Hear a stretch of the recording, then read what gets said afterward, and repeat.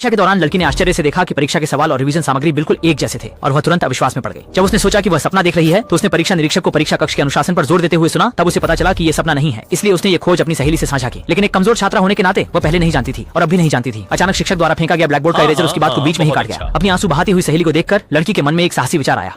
असाधारण स्मरण शक्ति और गणित की शक्ति का उपयोग करते हुए 2 घंटे में समाप्त होने वाली परीक्षा को आधे घंटे में पूरा कर लिया। उसके बाद जब शिक्षक झपकी ले रहे थे, उन्होंने उत्तर रबर पर लिख दिया और फिर संकेत दिया अपनी सहेली को। जब सहेली समझ गई, लड़की ने चुपचाप अपने जूते उतार दिए और रबर उसमें डाल दी। फिर पीछे की ओर एक किक मारी और जूता सहेली को दे दिया। लेकिन अचानक परीक्षा उठकर चले गए। अच्छा हुआ कि शिक्षक संरक्षित को दंड नहीं देंगे। शरीर दोनों डर के मारे जल्दी से छिप गए। सौभाग्य से शिक्षक सिर्फ सामान्य निरीक्षण कर रहे थे। इस समय सहेली ने अपनी जूती लड़की को देने की कोशिश की, लेकिन ज्यादा जोर लगाने से वह गलियारे के बीच में चली गई। अभी ढीली हुई नस फिर से तन गई। जब ऐसा लगा कि शिक्षक देख लेंगे, लड़की ने तुरंत बुद्धिमत्ता से काम लिया और परीक्षा पत्र जमा करने की तैयारी की। सौभाग्य से उसका पैर जूती पर ही पड़ा, इसलिए समस्या से बच गई। फिर उसने शिक्षक से पूछा कि क्या ड्राफ्ट पेपर पर नाम लिखने की आवश्यकता है। इस मौके का फायदा उठाकर जानबूझकर शिक्षक की दृष्टि को बाधित किया। तभी सहेली ने रबर को उठाने में सफलता पाई और अंततः इस परीक्षा में सफलतापूर्वक उत्तीर्ण हुई। लेकिन अगली परीक्षा का सामना कैसे करेगी?